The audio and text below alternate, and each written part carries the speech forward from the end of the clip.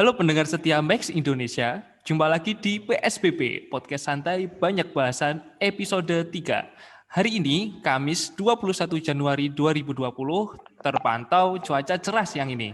Tentunya bersama saya Faris dan panelis kita hari ini yang sudah pasti akan menemani saya ngobrol.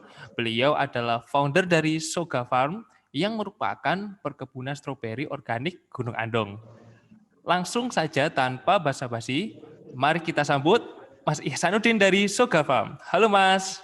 Halo, selamat siang Mas. Selamat siang juga Mas. Bagaimana cuaca di sana Mas? Kalau di sini habis hujan lebat sekali karena kan di bulan Januari itu suasana pegunungan itu sering hujan. Jadi ada itu mendung hujan. Jadi sinar matahari itu sehari kadang 2 jam, kadang 1 jam. Itu yang membuat petani dengan komoditas tertentu, khususnya stroberi, agak putar otak ini.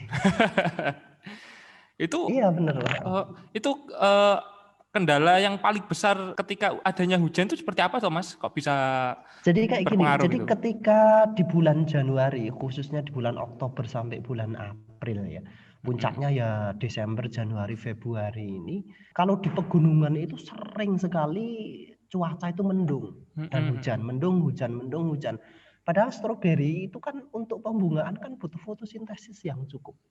Fotosintesis kan butuh sinar matahari yang cukup. Lah ketika suplai sinar matahari ke tanaman stroberi itu nggak cukup, ya tentu nanti tanaman nggak mau berbunga. Yang ada nanti tanaman tuh cuman ngeluarin solor, atau itu istilah tempat kami, kalau bahasa bakunya itu namanya stolon. Jadi nanti yang keluar di tanaman stroberi itu bukan bunga tapi stolon. Gitu.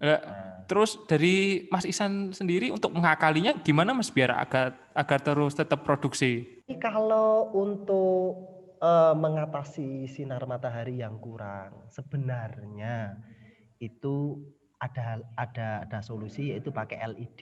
Cuman itu masih dalam angan-angan, jujur saja belum saya aplikasikan karena kan dalam dunia usaha itu kan angan-angan nggak bisa terwujud tanpa adanya dana kan Mas. Iya benar Itu sekali. masalahnya. Oke, jadi untuk pendengar setia Max Indonesia, sebelum kami ingin mengobrol pada podcast hari ini, kami sudah pernah melakukan pembicaraan sebelumnya di mana kita membahas tentang latar belakang Mas Ihsanuddin sendiri dan makanya kami itu sangat tertarik dengan perilaku usaha beliau. Nah, Mas Ihsanuddin sendiri ternyata itu adalah gimana ya nyebutnya, kayak penggerak menanam secara organik. Nah, ya, bisa dong Mas dijelaskan dong Mas itu bagaimana tuh kok menanam secara organik seperti itu? Setahu saya kan biasanya sayuran organik seperti itu. Kalau menanam secara organik itu bagaimana? Jadi kayak gini. Jadi sebenarnya saya itu tuh bukan basic pertanian. Saya itu basicnya adalah pendidikan. Saya sarjana pendidikan matematika. Cuman saya memang anak gunung, asli anak gunung. Cuman lama di kota. Kemudian ketika saya pulang itu saya ngelihat perilaku masyarakat di sekitar saya itu sangat mengkhawatirkan bagi saya. Karena mereka ketika menanam, kemudian menyemprot, itu takaran pestisida itu tidak lagi menggunakan aturan pakai. Tapi by omongan tetangga. Ketika tetangganya kok kobisnya bagus, maka dia langsung tanya ke tetangga, berapa sendok kamu kasih? Nah, besok dia dilebihin supaya lebih bagus dari tetangga. Dia nggak memikirkan efek nanti tanah bagaimana, terus orang yang makan di perkotaan ketika didistribusikan sampai perkotaan nanti akibatnya gimana. Lah itu membuat saya khawatir. Kalau begini terus, maka ke depan akan bahaya. Bahaya bagi yang mengkonsumsi di perkotaan, tetapi bahaya juga bagi kami yang di pegunungan, karena tanah akan tercemar residu pestisida. Bisa jadi nanti lingkungan kami itu tidak sehat. Itu yang pertama. Yang kedua, bisa jadi nanti petani di masa yang akan datang itu akan gagal panen terus-menerus. Karena tanah sudah jenuh dengan banyaknya pestisida. Itu sebenarnya kekhawatiran saya yang menggerakkan saya untuk bertani organik. Begitu Mas ceritanya. Lalu perbedaan yang mencolok atau kelebihannya menanam atau bertani secara organik dengan yang konvensional itu seperti apa toh Mas? Jadi kalau bertani organik itu semuanya nggak beli kecuali tenaga kerja ya. Jadi tenaga kerja saya memang beli, tetapi kalau yang lain itu saya usahakan buat sendiri apa yang ada di lingkungan saya. Karena pada tanaman itu kan intinya adalah penyubur. Penyubur itu kan ada apa namanya, ada biji PR, ada POC, itu saya buat sendiri. Kemudian untuk pestisida itu umumnya itu kan pakainya kan insektisida untuk membasmi serangga, kemudian fungisida untuk membasmi jamur. Kalau yang insektisida itu saya pakai daun suren, saya tumbuk, kemudian saya fermentasi dengan tetes tebu dan ragi, itu untuk insektisida. Kemudian untuk fungisida itu kami gunakan daun sirih. Daun sirih itu kami tumbuk, kemudian saya fermentasi dengan apa namanya, tetes tebu dan tadi sama apa namanya tadi ragi. Sebenarnya kalau di dataran bawah, kalau bagi teman-teman yang mau bertani di perkotaan, itu daun suren tuh nggak ada. Karena daun suren itu basicnya di pegunungan. Kalau di perkotaan atau di daerah-daerah dengan MDPL rendah, itu biasanya pakai daun mimba. Itu juga nggak kalah bagus. Tetapi kan organik itu kan konsepnya berbasis lingkungan, Mas. Karena lingkungan saya itu adanya daun suren, ya pakainya daun suren. itu nek yang bertani organik. Kemudian kalau yang teman-teman atau tetangga-tetangga saya yang pakai pestisida itu ya semuanya beli. Sedangkan harga pestisida itu terus merangkak, Mas, dari hari ke hari terus merangkak. Kenapa kok terus merangkak? Karena zat aktifnya terus meningkat yang dibuat oleh perusahaan. Gimana nggak terus meningkat? Karena petani itu selalu jor-joran pakai pestisida. Nah, hama yang ada di dalam tanah itu selalu resisten. Ketika dipakai pestisida dengan zat aktif grade 1 misalnya. Kemudian besok itu disemprot pakai grade 1 udah nggak mempan, dia minta grade 2. Artinya bertani secara pestisida itu ongkosnya itu selalu naik dari tahun ke tahun. Sedangkan harga sayur di pasar tradisional itu fluktuatif sekali. Bahkan per hari ini seledri di tempat kami itu Rp500 per kilogram. Luar biasa toh. Padahal harga pestisida itu yang termahal itu ada yang satu botol entah 150 entah 250, saya lupa, itu sekitar 190.000. Bayang. Nah, itu bertani pestisida. Maka harapannya ke depan kemudian nanti tetangga, masyarakat di sekitar bisa menilai organik, maka rank penjualannya akan jauh lebih lebar. Kalau bertani secara pestisida dengan tanaman residu pestisida tinggi, otomatis tanaman hasil panen itu nggak bisa lari ke jauh-jauh. Misalnya bisa diekspor atau masuk ke supermarket dengan standar tertentu, nggak bisa. Bisanya masuk ke pasar tradisional.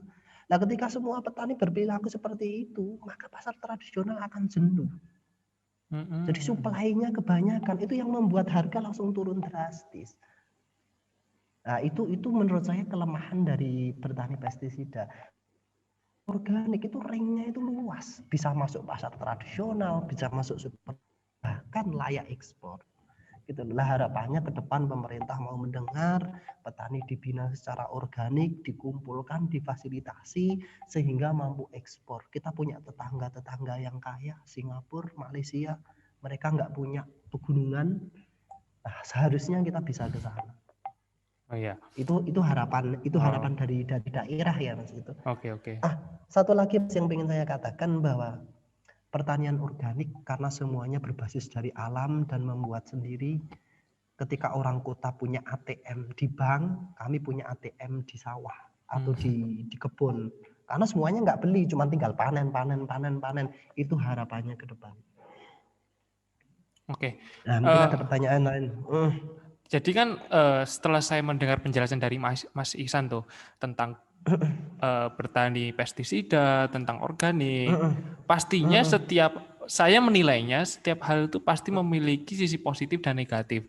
Menurut pengalamannya Mas Ihsan sendiri nih, selama bertani organik itu permasalahan apa saja yang ada dan mungkin yang juga dirasakan oleh teman-teman yang lain yang juga bertani organik yang sering kali terjadi itu seperti apa, Mas? Jadi Bertani organik itu tidak seindah yang dibayangkan para pendengar ya. Itu jelas. Jadi setiap usaha itu punya permasalahan yang kompleks.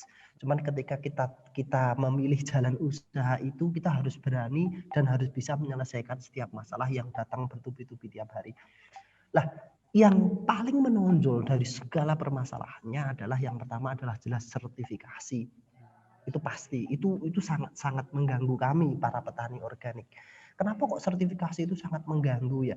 Karena biaya sertifikasi itu sangat mahal, bisa di kisaran 40 sampai 60 juta.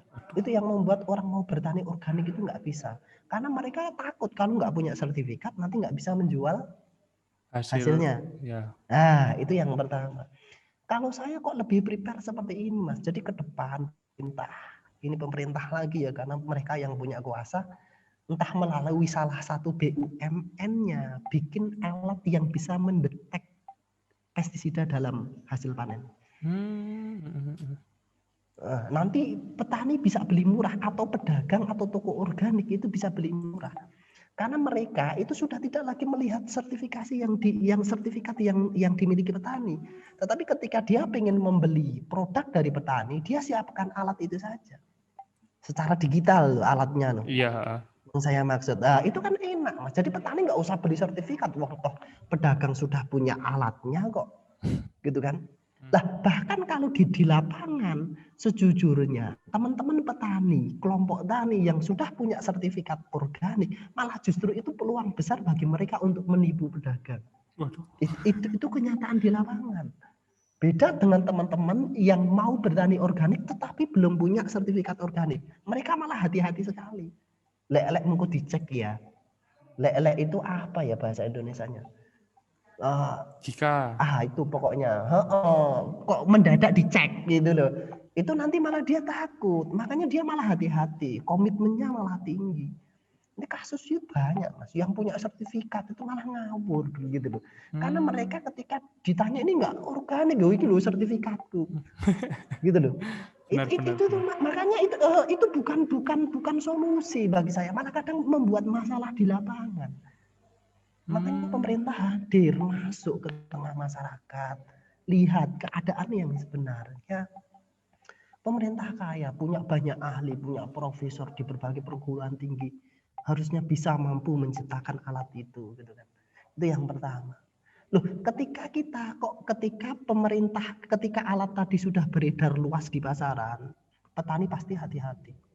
Karena mereka berpikir, alat ngecek pestisida itu sudah tersebar kemana-mana. Nek saya ngawur ya saya ketahuan. Kan seperti itu cara berpikir petani. Akhirnya mereka mau jujur, mau komitmen di jalan organik. Itu yang pertama sertifikasi. Yang kedua adalah biaya tenaga kerja.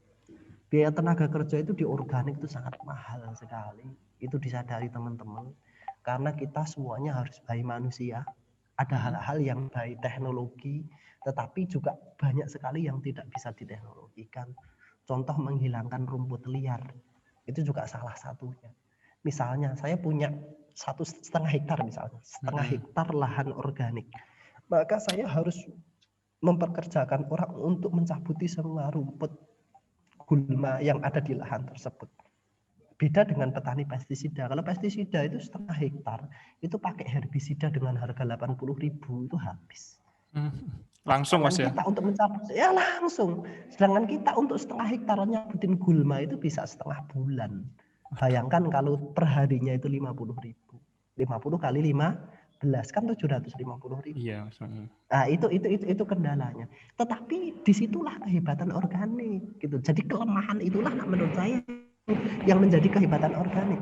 Karena selama ini produk-produk organik itu dihargai dengan harga yang cukup tinggi, dengan relatif stabil, maka mampu membiayai tenaga kerja tersebut.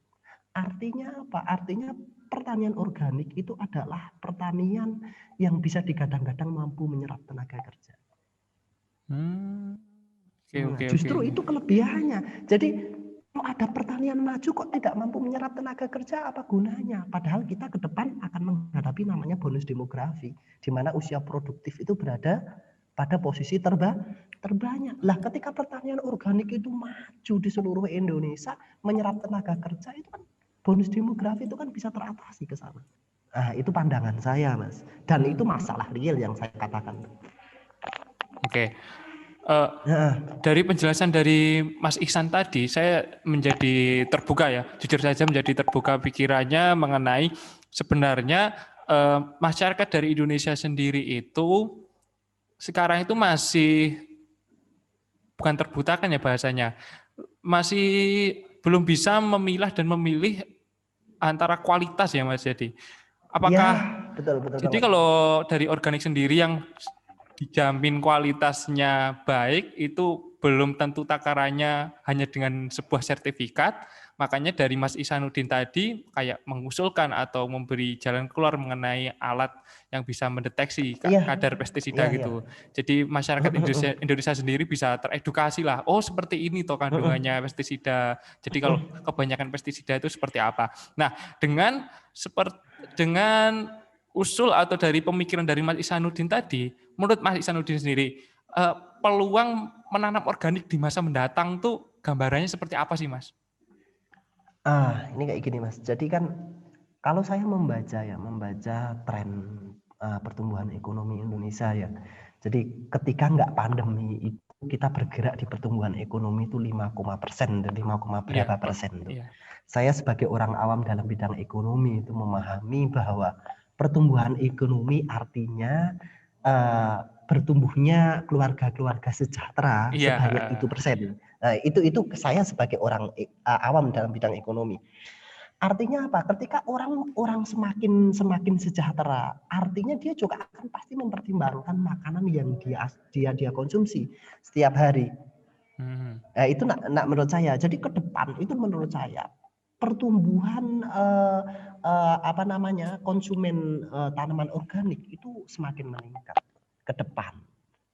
Gitu loh. Saat ini memang belum. Itu yang pertama.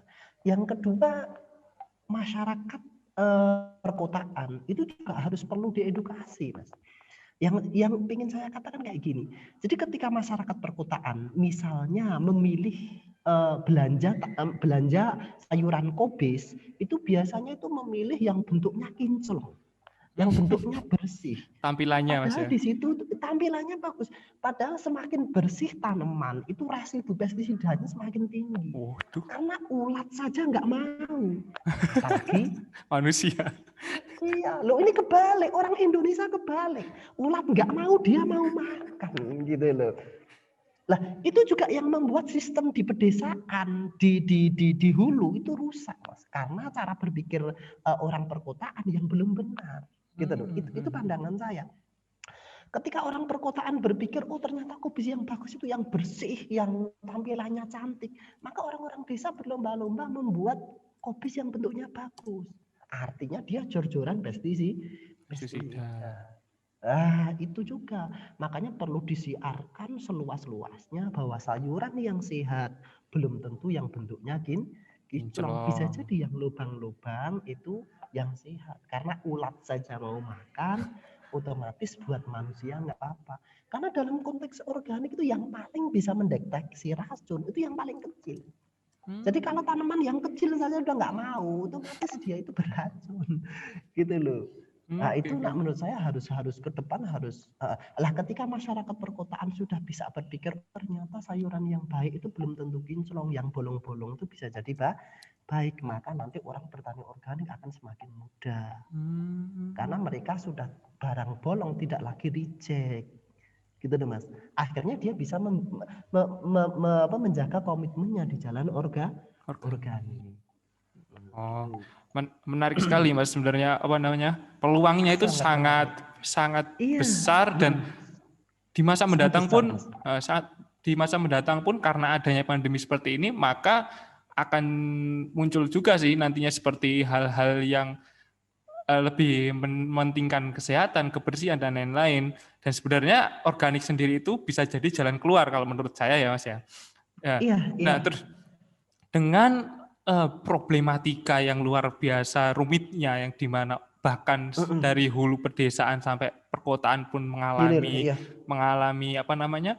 masalah yang bahkan banyak yang tidak tahu itu bagaimana tuh Mas cara meyakinkan masyarakat untuk menanami organik. Jadi bagaimana biar masyarakat itu yakin, ayo toh menanam organik, gitu, seperti itu. Sedangkan dengan masalah seperti itu bagaimana menurut Mas Ihsan? Jadi kayak gini Mas, jadi bertani itu kan termasuk salah satu sektor bisnis untuk saat ini gitu kan. Sedangkan bisnis itu kan mengikuti pasar Mas. Jadi pasar mintanya apa toh? Nah dia pasti produksi. Nah saya kok harapannya ke depan masyarakat kota jauh lebih cepat terdidik tentang apa itu organik. Karena itu juga nanti akan membawa ke hulu. Hulu pun nanti akan dengan sendirinya berubah. Itu yang pertama. Kenapa? Kalau misalnya kok masyarakat perkotaan tetap menganggap sayur yang kinclong yang saya sebutkan tadi yang terbaik, ya masyarakat di sini itu akan susah memproduksi organik. Itu yang pertama. Yang kedua, pemerintah menurut saya juga harus turun tangan. Jadi kita punya subsidi pupuk misalnya 33 triliun, 30-an triliun lah untuk saat ini, untuk tahun ini saya nggak tahu anggarannya berapa. Jujur saya termasuk petani yang tidak berpendapat, yang tidak sependapat dengan subsidi pupuk. Saya lebih suka subsidi yang berapa triliun itu dialihkan ke pembinaan petani-petani organik dan petani-petani pestisida yang mau beralih ke organik. Itu jauh lebih bermanfaat. Karena apa? Karena ketika ke depan kita bertani organik semua, maka ke depan negara ini, anggapan saya, asumsi saya akan maju, akan makmur. Kenapa? Karena dalam organik itu kan tanaman itu kan jarang yang terbuang, Mas. Kalau petani pestisida itu barang ya dari pedesaan sampai konsumen itu yang terbuang, jadi sampah itu luar biasa banyak. Nah, misalnya kobis itu dipotong, terus kemudian kalau orang sini istilahnya dicecek, dirempeli itu sampai nanti ke tangan konsumen itu kan pedagang 1, pedagang 2, pedagang 3, pedagang 4 itu nanti sudah makan berapa kilo saja per berapa pedagang satu Indonesia. Artinya kan nggak semua tanaman, nggak semua makanan yang diproduksi oleh petani itu dimakan konsumen.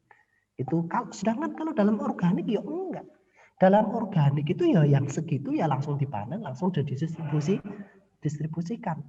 Kemudian rantai distribusi pertanian organik itu enggak sepanjang rantai distribusi pertanian pestisida, Mas. Nah, itu yang membuat menurut saya harapannya ke depan pertanian organik itu bisa maju. Cuman mengubah masyarakat, mindset masyarakat pedesaan mau bertani organik itu bukan hal yang mudah. Kan sudah tertanam sejak mereka lahir bahwa nggak mungkin bertani tanpa disemprot pestisida itu bisa berbuah. Itu sudah mindset yang dirobohkan. Kecuali ke depan ada contoh-contoh petani-petani organik di setiap daerah yang mampu berhasil. Nah itu kuncinya menurut saya. Oke. Nah, tadi kan kita membahas masalah meyakinkan masyarakat. Nah, sekarang ini lebih rinci lagi. Ini lebih ke dari Mas Ihsan sendiri, tips bagaimana kita bisa menanam secara organik. Secara simpel aja, Mas. Bagaimana biar orang itu setelah tahu tips ini itu lebih tertarik atau ingin tertarik, bahkan malah punya keyakinan untuk menanam secara organik. Jadi kayak gini, kalau saya berkeyakinan bahwa ke depan pertanian organik, hasil pertanian organik bakal diminati banyak orang. Artinya apa? Artinya kita sebagai petani hari ini harus siap-siap membangun itu. Jadi nanti ketika hal itu terjadi, kita sudah siap mensuplai. Jangan sampai ketika itu booming, malah kita baru mulai. Akhirnya nanti yang terjadi adalah impor. Itu harus diyakini teman-teman petani, khususnya teman-teman petani muda, itu kan. Jangan sampai impor itu terus terjadi. Minimal di era kita nanti besar, impor itu tidak terjadi. Itu menurut keyakinan saya. Yang kedua, bertani organik itu pekerjaan mulia. Jadi kita benar-benar memperbaiki tanah, memperbaiki bumi. Itu pekerjaan mulia. Yang kedua, kita memberikan makanan sehat pada orang yang memakan, itu juga pekerjaan mulia. Terlepas dari hasil secara ekonomi yang kita dapatkan juga cukup lumayan bagus dan stabil.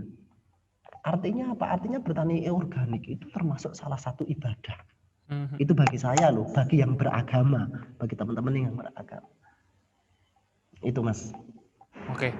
Nah, Ini dari tadi kita sudah ngobrol masalah organik, seluk-beluknya, serta harapan dari Mas Isan sendiri. Nah, Mas Isan Ya. sendiri merupakan founder dari Soga Farm. Soga sendiri singkatan Ya, dari apa, Mas? Kalau Soga itu stroberi organik Gunung Andong, karena Oh. kebun saya itu kebetulan di lereng Gunung Andong, Mas. Makanya saya namai stroberi organik Gunung Andong, sekaligus mengangkat kawasan kami. Karena jujur saja kawasan kami itu sebenarnya hari ini adalah kawasan wisata. Jadi setahun itu sekitar 100.000 pendaki yang datang ke Gunung Andong. Jadi kalau bisa dikalkulasi kira-kira seminggu itu berapa? Setahun itu data perhutani itu 100.000.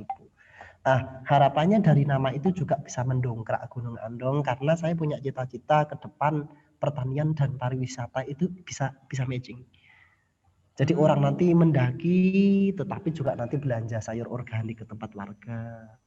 Nanti belajar edukasi pertanian. Jadi nanti petani di tempat kami nggak cuma dapat penghasilan dari hasil tani, tetapi juga bisa dapat penghasilan dari wisatawan, entah karena pendakian, entah karena wisata pertanian. Seperti itu. Oke. Ini sebenarnya untuk pertanyaannya sendiri udah habis, Mas ya. Jadi ini untuk dari Mas Isan sendiri, saya mohon untuk kayak mempromosikan Soga Farm-nya sendiri gitu. Monggo. Oke. Gimana tadi ya promosinya saya pertama tadi? Promosinya Soga Farm aja, Mas, bebas, Mas. Oh gitu. Jadi bagi teman-teman yang mau bergerak di pertanian organik, entah itu sayur apa saja, khususnya stroberi, silahkan kunjungi Instagram kami @stroberiorganikgunungandong. Di situ saya jelaskan beberapa hal tentang pertanian organik, khususnya budidaya stroberi. Terus bagi teman-teman yang punya keinginan membumikan organik, bisa bergabung juga dengan kami menjadi reseller di kota-kota Anda. Demikian, Mas. Oke, saya closing dulu, Mas, nggih. Oke. Tak terasa hampir setengah jam kita berbincang-bincang dan saatnya kami pamit. Sebelumnya, bagi yang ingin mengetahui info lebih lanjut mengenai Soga Farm, bisa akses sosial media di @stroberiorganik Gunung Andong. Saya ucapkan terima kasih kepada Mas Isan yang telah memberikan atau telah menginspirasi kami mengenai pertanian organik, dan jangan lupa juga ikuti kampanye #kembali ke awal bersama Max Indonesia di Instagram @max_id, channel YouTube Max Indonesia, dan website www.maxindonesia.com. Saatnya saya pamit, jumpa di episode berikutnya.